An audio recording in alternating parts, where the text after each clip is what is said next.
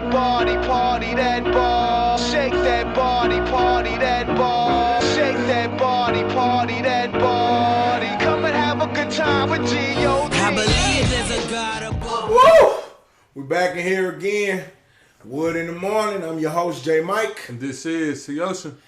All right. As we do every time, we're going to start off showing love to all of our fans, all the people who take the time out to tweet us, retweet things, all that. Offer your opinion. Much love. We appreciate it. Moving on. Young Ocean. So we're about to get on into it? We're going to get on into it. All right. So, we're going to start this conversation. We're going to start this day off with RG3. What do you do?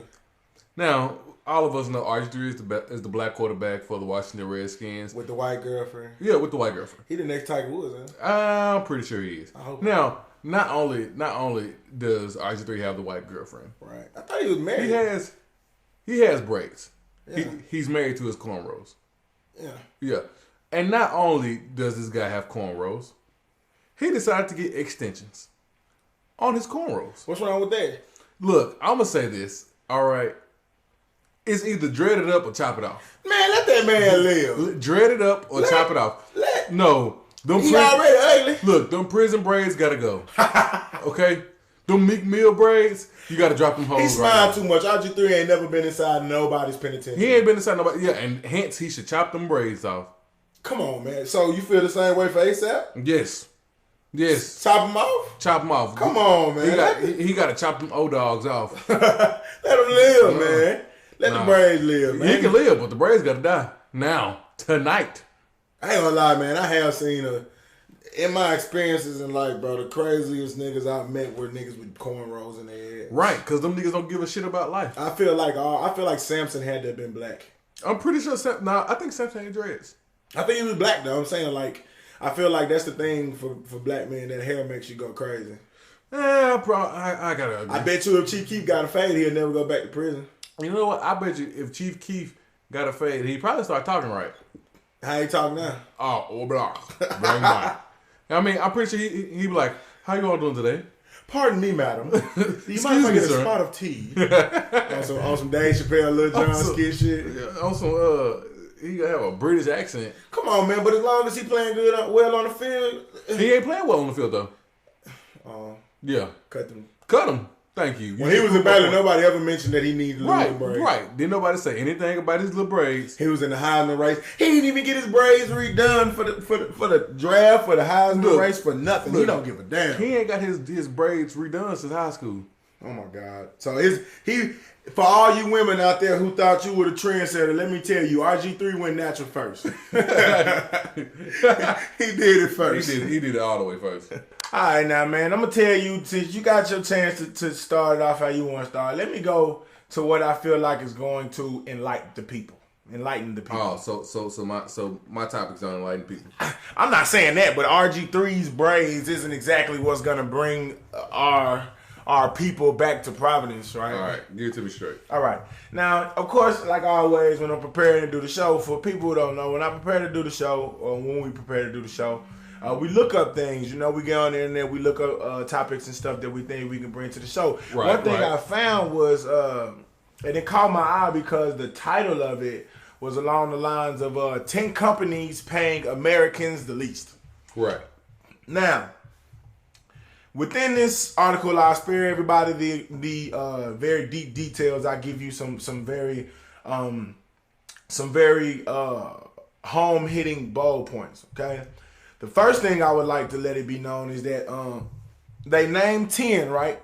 Right. Of the 10, 9 of the CEOs of these companies made $10 million annually. Right. And one CEO or one set of CEOs, which is like two people. No, I take that back. It's two different ones. So it's 8 CEOs who make $10 million annually, and it's 2 of them who make $20 million annually. Now, let's not let the athletic world fool you. Let's not let rapping fool you. Okay, making $10 million is a lot of fucking money a year.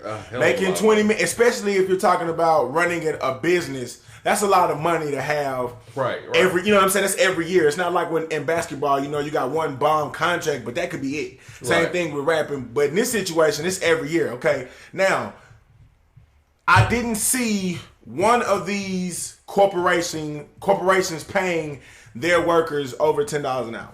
That's fucked up. That's messed up. And but you know what? Take that back. Is it messed up? Because first and foremost, let's look at it a little bit deeper. McDonald's was amongst this. Starbucks, Walmart, the Yum brand. You know, within the Yum brand, it's like KFC, Taco Bell, Pizza Hut. Yeah. That Kroger's in there, Sears, Macy's. Okay, all those people, all those corporations are in here, right? Okay, Right. So within this, let's think about what we look for as it comes to the type of person who works in these places. When I think of it, I think, like high school student, maybe freshly in college and stuff. And if you think about it, getting paid $8 an hour or something like that while you're in high school or something, it's not that bad, right? It isn't, but that's high school though. Yeah, but I'm saying, like, shouldn't some of the weight be placed on those? Like, if you're older than that and you got more responsibilities than that, shouldn't some of the weight be placed on them? Because it's like, hey, maybe you should be trying to do more with your life than just work at Walmart or Starbucks. I mean, I'm not putting anybody down, but still. But I feel like a job is a job, and you should get paid whatever you owe. And I ain't even gonna lie to you, the job that I work, I'm not getting paid what I owe. You wanna know why? Because I got fucking manager codes. And when I say I got manager codes, that means I take manager calls. That means if anything goes on at the registers, who taking care of it? Me. And with that being said, I feel like I'm not getting paid. I just do. And a lot of times people think, well, if that's the case, you should be working at that job. But the fact of the matter is this. A job is a job, and your bills need to be paid. If you're doing your job, you should be getting paid however amount of work that you put in. If you only work 15 hours a week, and you're getting paid $7.50 an hour, then that's cool. That's fine and dandy, accept your shit. Yeah, but nobody's forcing these people to. I mean, ain't nobody forcing them to work at them places. But then again, I mean, like, let's think about it. How many jobs do you think it is for a high school student or for a college student or even people that, what I'm saying, they're taking on 2 and 3 jobs at a time to support, what I'm saying, like their families. And then, and also a big thing to look at here is that they raise the prices. And I think this is something that a lot of people aren't contemplating. If they raise the wages, how much they're paying people, they might raise the requirements. You know what I'm saying? So it might still mean that a lot of people are out of jobs. Man, I really don't think. Hold on, the requirements to have the job? Yeah. I don't think so. You don't? No. It's possible. Because I feel like if you work at Macy's and you fold clothes, then I don't know what more do you want me to do. As long as you know how to fold clothes and do math. But obviously they think that $7.50 an hour is an appropriate amount of money to pay somebody just to fold clothes. But $7.50 an hour is some bullshit. I mean, like, if you really think about it, $7.50 an hour, like, I feel like the only reason that they're doing it is because, like, $7.25 is like the least amount that you can give somebody. The absolute least. The bare minimum. And it's like, well, I guess we give you a quarter more. And that's a big thing too. And they said that too. Within the article, it talked about how these corporations were like on the incline. And I mean, I think the only corporation who declined was Sears. Everyone else, they inclined by billions of dollars. I didn't say millions, Coons. I said billions. With that being said, I have to lean towards saying it is rather messed up that their wages. They're not putting any of this money towards the wages, because I tell you what, it said on here that Walmart CEO, right, his annual amount raised. So if that's the case, and he's getting more money, right? You would hope to see that the people that are doing the dirty work is getting a lot. I mean, because a lot of times people say, well, they make the big decisions and they do this and they do that. And that's cool, that's fine and dandy. But at the end of the day, the people that are, like the foot soldiers, the people that are actually the main reason behind, the CEOs making money, they should have something. They should have a piece of the pie too. Yeah. And I think it's another great point is to point out, like you mentioned a second ago, a lot of the people who work in these places are not high school kids. A lot of them are parents, 2 or 3 job workers. Right. And with that being said, these are the same circumstances that built the slums that Compton produced in the early 90s or the Chicago back in, what was that, like the 80s or something? I don't know. Right.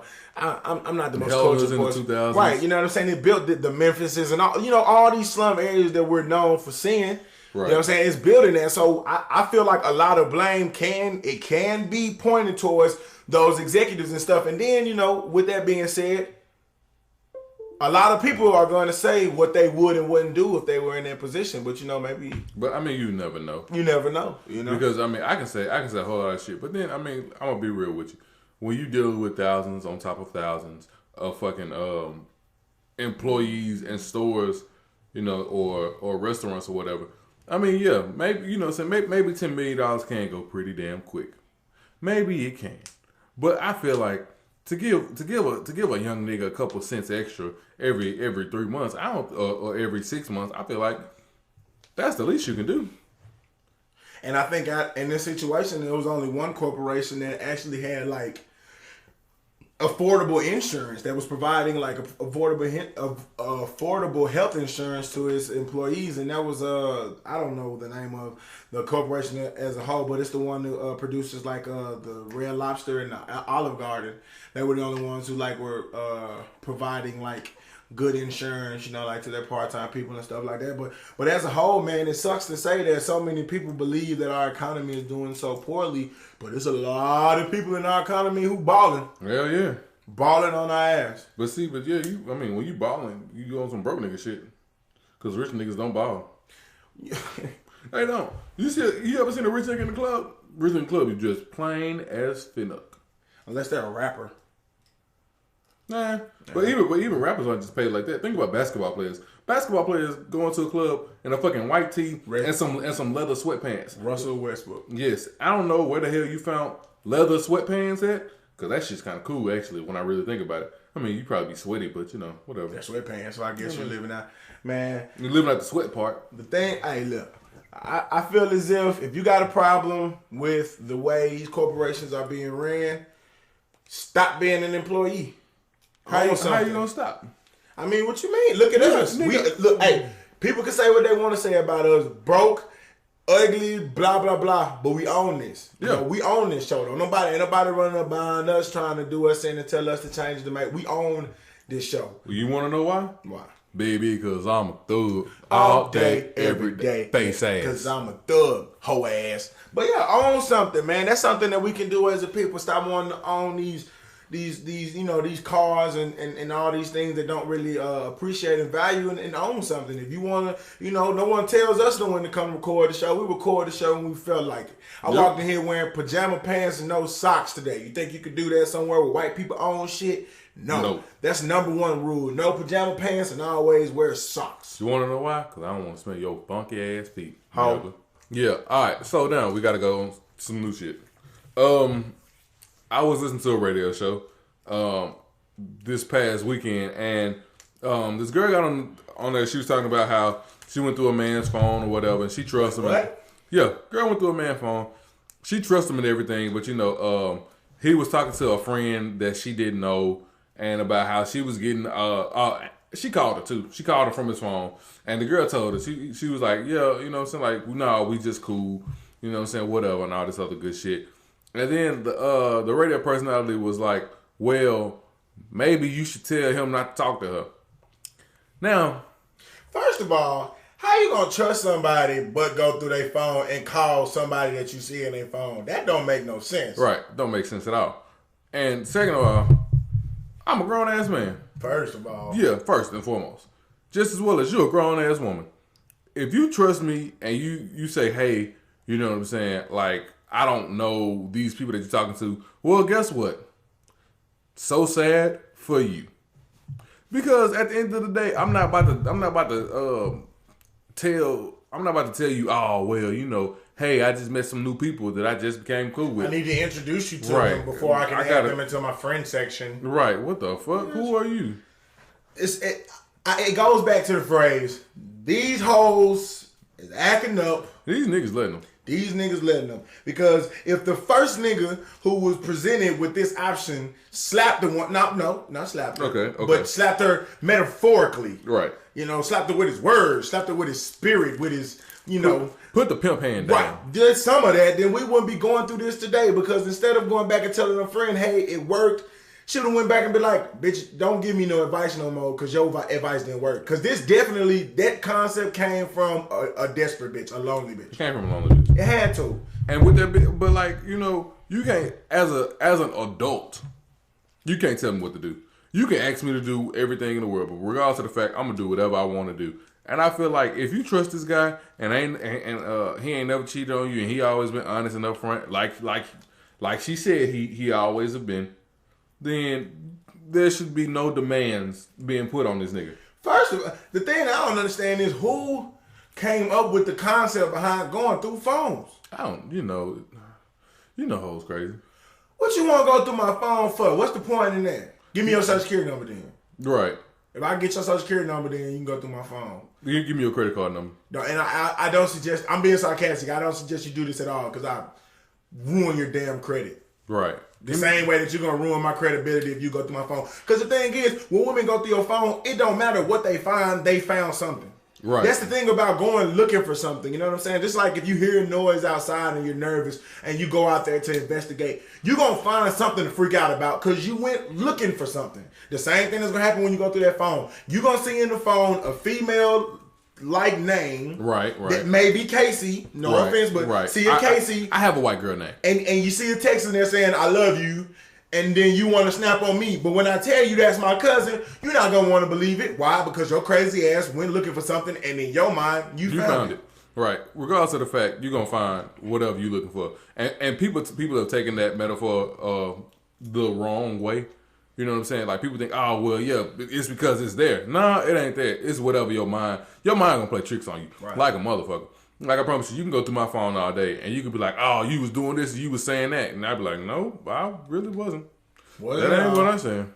Right. But see, a lot of times, she can find the dope. Right. That's what you guys need to start doing, make a find the dope. Right. That's what there's a lack of around. And that's the problem. That is the problem. If I may preach for a minute, I don't understand why you niggas are afraid to use your right hand and utilize your left foot. God gave you a right hand to put it on that doorknob. You better preach. When the spirit moves you, you twist that doorknob and you pull. And then you grab her by the back of her neck and give her that Kendrick Lamar cipher from BET treatment.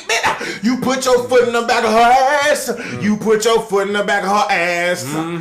Yeah. Nigga. That's what you do.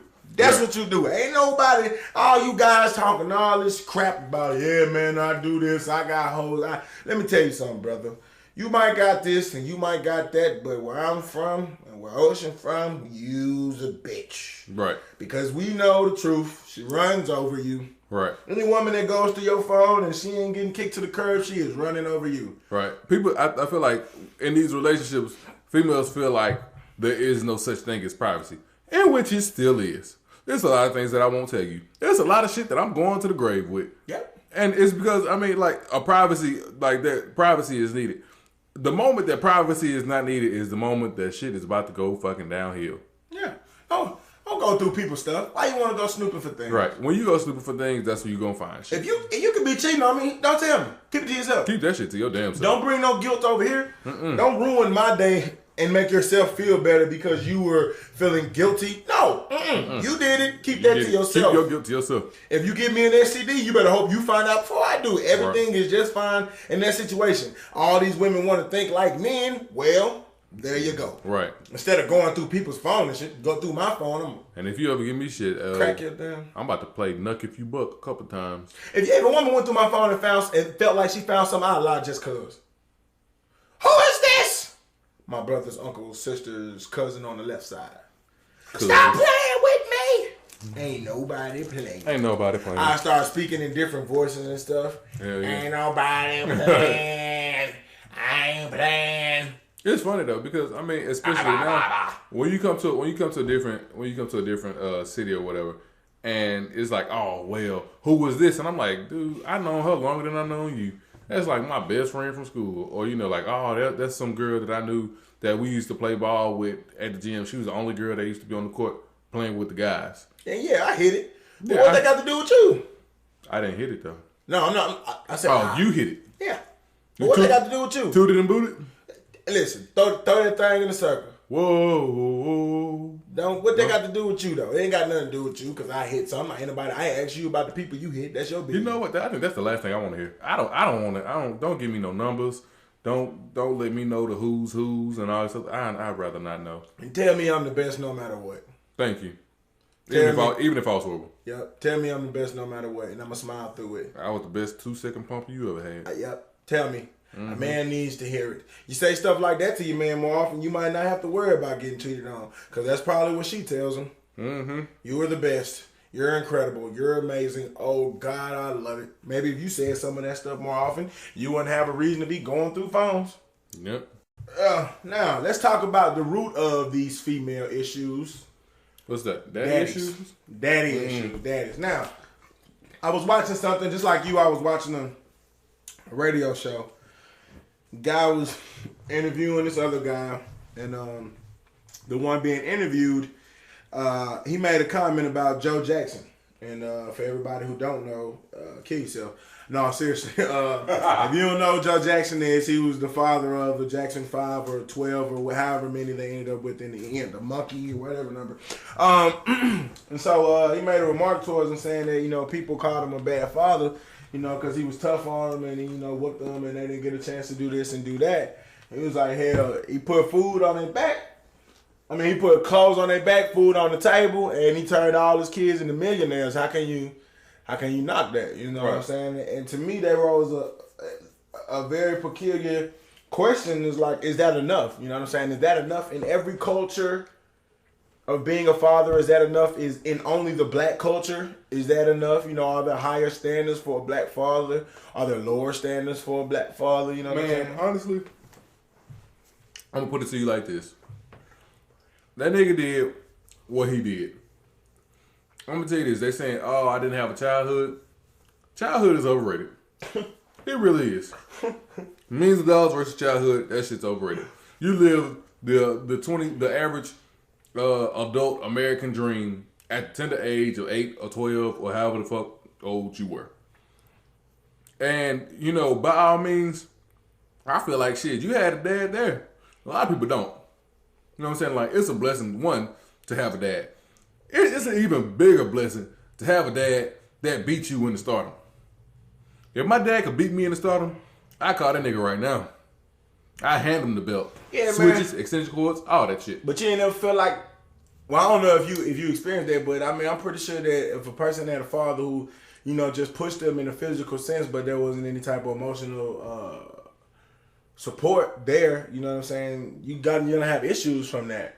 You know what I'm saying? You gotta have problems expressing yourself or problems accepting feelings, accepting your own feelings, you know what I'm saying? You're gonna have issues there. And I'm saying, like, does that fall on the father's shoulders, or is it just like, hey, this comes with the territory, learn to deal with it? I feel like that comes with the territory. Okay. The reason I say that... Asshole, man. Who, me? Yes. No. Check it out. Here's how I go. Fathers are humans. Just as well as mothers are humans. Okay. There is no such thing as 100% father. You either gonna have one and not have the other, or you're not gonna have a father at all. Your father can be the excellent provider, and maybe this nigga don't talk much at all. Your father could be, you know what I'm saying, the best speaker. He can always encourage you and motivate you, but the nigga can be in jail. It's always like one or the other. And I feel like the fact that you have a father and your father, one, provided for you, and two, at least you knew the nigga loved you. You want to know how he loved you? Because he paid for food. He paid all them bills. He ain't asking you for nothing. You never saw the Cosby Show, did you? I did. He wasn't like that. He was like the all around. You know what I'm saying? I'm not speaking on because, I know it's TV, but I'm saying that was supposed to be a bar set. You know what I'm saying? I'm saying that it can be a black family that's dysfunctional as hell because they were, but they still dysfunctional. What? What was dysfunctional about their family? Who was the second oldest daughter was a slut. The son was a dumbass at first. He found his way back to the education, but he was an idiot. And then the oldest daughter married the square, who was, that little lame hunker chunker ching chong looking guy. I think that was dysfunctional. I thought it was dysfunctional, but what I'm saying, what's dysfunctional about it? Listen, what I'm saying dysfunctional is it wasn't perfect. It had its ups and downs. It had its issues. It had Perfect don't mean problems. okay. So hold on. Let me get this right. Okay. So you saying if the family ain't perfect, then it's dysfunctional? Yeah. So every family is dysfunctional? Yes. I don't think so. Every family is dysfunctional. Every family has its issues. It has its problems. I don't think the Perry family is dysfunctional. I don't think the Perry family is dysfunctional. So you don't think that your family has issues or problems? No. within itself? I'm pretty sure we. I that's know we dysfunctional got problems and stuff. But when you say dysfunctional, I think of like everything is just terrible. It's colorblind, either black or white, seeing Negroes like you that are stumping out our ability to overcome. Nigga. Listen, let me explain. I see all the grays. You ain't seeing gray right now. You seeing black and white. First and foremost, what I'm saying is dysfunctional is just saying, you know how it is. I'm going to go ahead and throw a stone. I try not to, but I'm going to throw this out there. Hit you in your head too bad. Tyler Perry depicts all, like, that's dysfunctional. That's fucked up. Excuse my French, but the way he depicts black people, black families is messed up. But the way it's different from the Cosby Show is the way Tyler Perry makes it seem is if a black person or a black family, black circle is successful, it's doomed to hell inside, and on the outside it's perfect. Right. But within the Cosby Show, it never tried to make you feel like it was perfect. It just showed that two people of the African American race could be successful and have a family, and their family could flourish. You know what I'm saying? Like, that's the difference. And what I'm trying to say in all of this is that they didn't make you choose.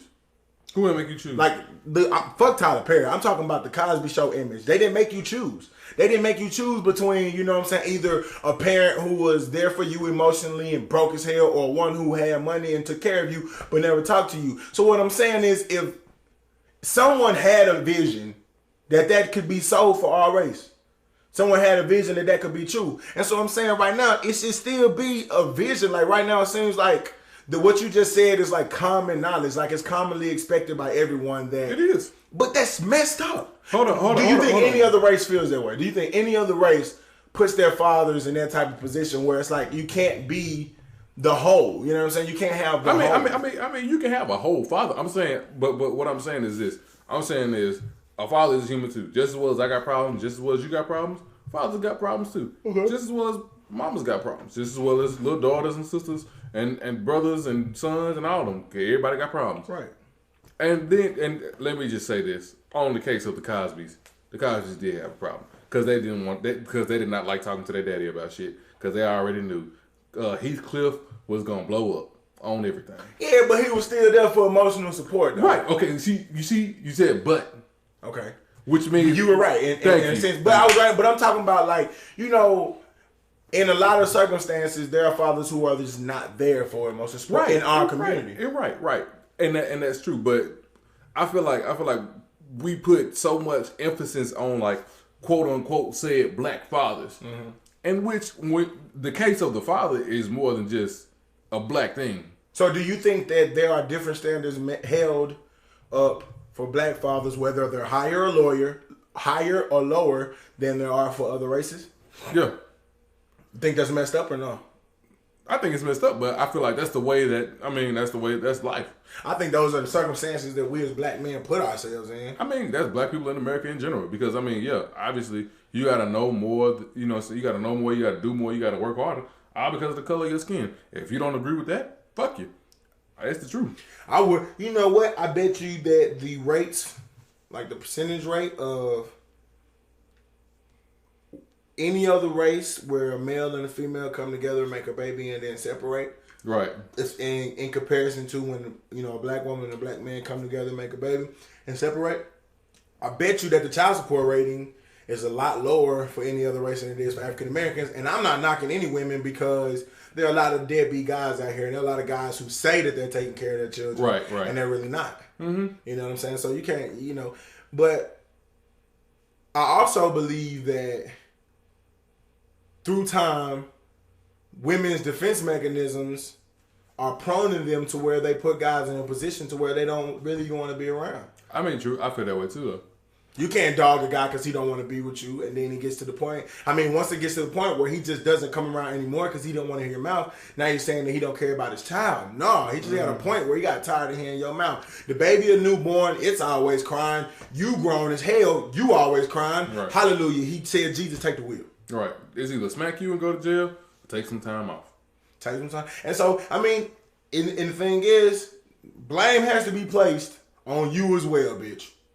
You know what though? I feel like a lot of times we talk about all these deadbeat dads. Well, come on, I'ma just throw it out there. There's a lot of deadbeat mamas out here too. It is. Just because you have your child like physically in your custody doesn't make you a good mama. Be real with yourself. If you a horrible mom, you need to say something and check yourself about it so that you don't continue to be a horrible mom all the way through time. Because we can always talk about horrible daddies. Oh, he ain't got his kids. He must, you know what I'm saying? A father that does not have custody of his kids, one, is automatically prone to be called no matter what he's doing. A deadbeat. No matter what he's doing. No matter what he's doing. Oh, you know, he's overseas, you know, fighting the war. And then came back and the mama was hoeing around and then they split up. So now it's like, oh shit. He ain't shit nigga, he don't care about his kids. No, it ain't that I don't care about my kids. You know, it's just that I can't deal with the mama right now. You know what I'm saying? It ain't got nothing to do with the kids. You know what I'm saying? And then people, you know, they want to throw like child support. Like, oh, he needs to be paying child support. Well, guess what? Fuck child support. You want to know why I say fuck child support? Because you don't know that money go. Yeah, man, still. I'm supposed to be supporting my child with this money. And you going, you know what I'm saying? You spending on your habits. By all means, do what you do with your money. You know what I'm saying? But when it comes down to, in the case of my kids and the money that I give you for my kids, then it's like, hey, that's my kids' money. Let them, you know what I'm saying, make sure that they're taken care of before you go off spending, you know, whatever excess there is on yourself. I mean, I don't know. I've heard it said before that women, their birth children, you know, they're entitled to something, period, just because they're there during those hard nights, like when the baby's sick and all this and all that. But my thing is, and oftentimes, it's your choice. It's your decision for things to be that way. The whole visitation 2 times a week thing, whose stupid ass decision was that to make it to where a child sees their father 2 times a week? You're a dumbass. Right. I feel like if a nigga is making if he's making, you know what I'm saying, a conscious effort and trying to be in his kid's life, no matter how often, no matter how often y'all argue, no matter how often, you know what I'm saying, y'all getting into it about, you know, whatever, this, that, and the third, who you with, who you bringing my kids around, and all that other bullshit. In the case of the kid should be around both parents. The kid should have both parents. You know what I'm saying, like, I hate hearing people say, oh, well, you don't need a daddy to raise a kid. Bullshit. You do need a dad to raise a kid. Just as well as you need a mama to raise a kid. You can drive down the street with your feet. That don't make it a good idea. Yeah. That just means that you can do it.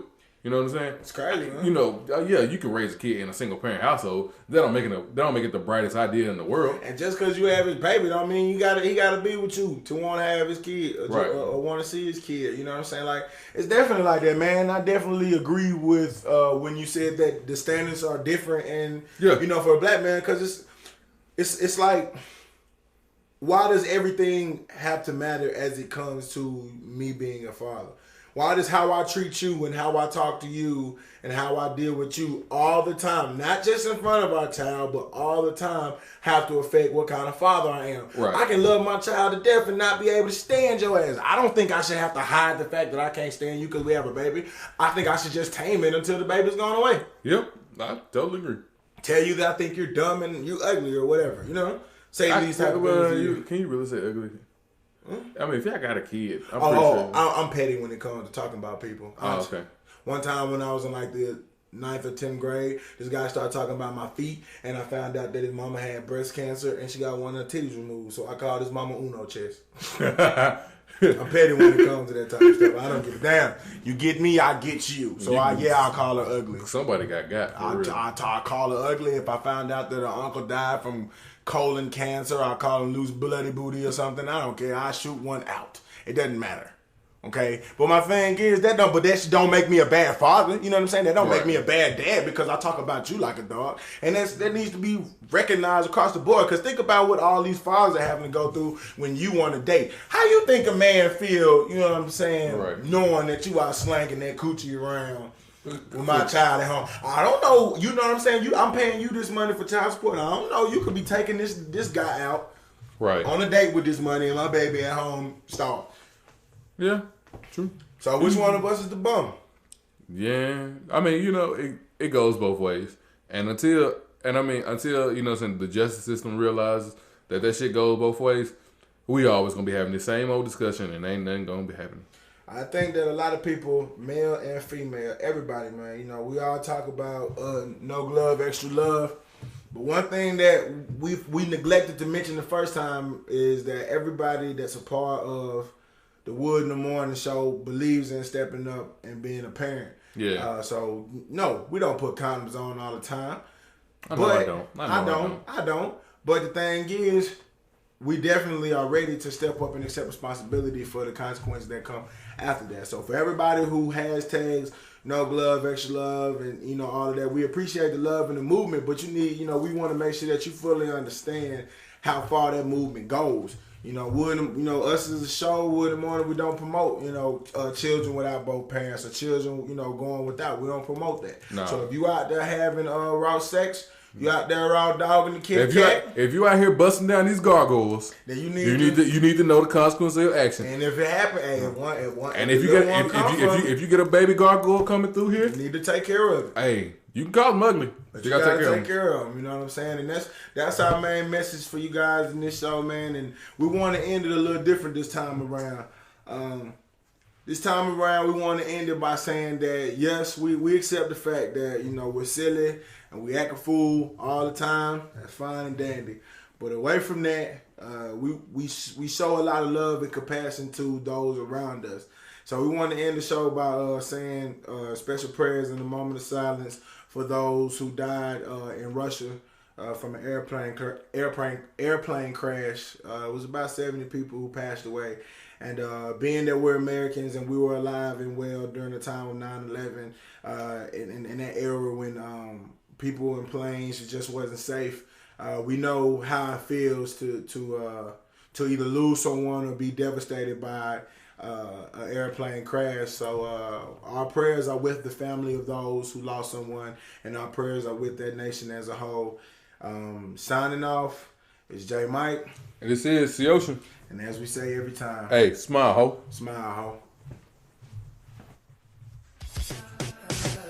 I got my eyes on you. You're everything that I see. I want your highlight.